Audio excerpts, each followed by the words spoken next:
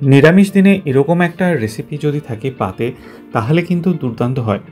গরম ভাত দিয়ে একদম ফাটাফাটি একটা সহজপাচ্য উপাদেয় দুর্দান্ত স্বাদের রেসিপি।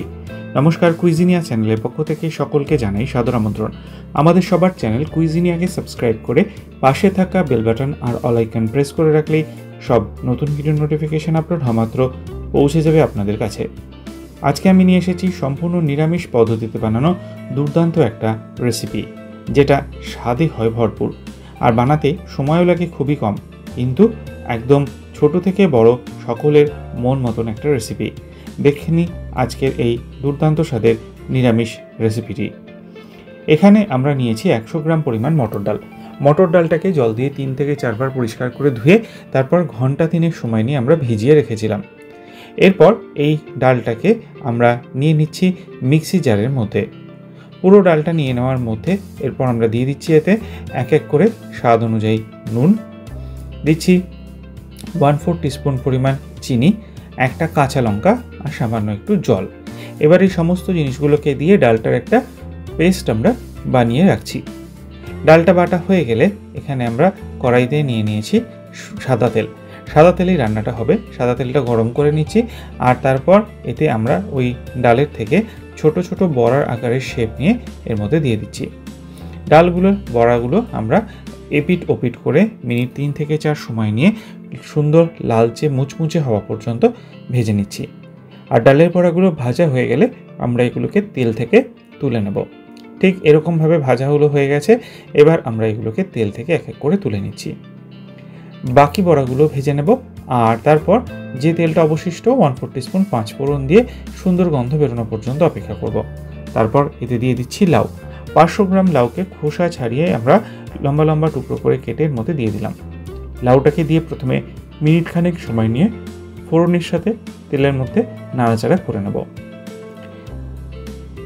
লাউটা মিনিট খানেক নাড়াচাড়া হয়ে যাওয়ার পর এতে আমরা প্রথমে দেব স্বাদ অনুযায়ী নুন। নুনটাকে দিয়ে আরও একবার নেড়ে চেড়ে মিক্স করে নেওয়া হচ্ছে। ঢাকনা চাপা দিয়ে 3 মিনিট এটাকে মিডিয়াম ফ্লেমে আমরা কুক হতে দেবো। ফিরে এলাম 3 মিনিট পর, আবারও একবার খুলে নিয়ে একটু নেড়াচেড়া করে 1/2 টিস্পুন চিনি দিয়ে দিলাম। চিনিটা অতি অবশ্যই কিন্তু রেসিপিতে দেবেন। আর দিয়ে দিলাম সামান্য একটু হলুদ গুঁড়ো, একদম সামান্য। হলুদ চিনিটাকে দিয়ে আরও একবার নেড়েচেড়ে মিক্স করে ঢাকনা চাপা দিয়ে আবারও 3 মিনিট মিডিয়াম ফ্লেমে কুক করব।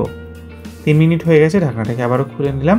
একটুখানি ঘেটে দেবো আর যেহেতু বড়াগুলো দেবো সেই জন্য সামান্য কিছুটা জল দিচ্ছি। ওই 1/4 কাপ মতো জলটা দিয়ে নেড়েচেড়ে মিক্স করে 3টে কাঁচা লঙ্কা দিয়ে আবারও 3 মিনিট ঢাকনা চাপা দিয়ে রাখছি। 3 মিনিট হয়ে গেলে ঢাকনাটাকে আবার খুলে নিয়ে আবারও একটু নেড়েচেড়ে এবার এখানে আমরা দিয়ে দেব ওই ভেজে রাখা বড়াগুলো সবটা দেইনি, কিছুটা আমি এমনি রেখেছি।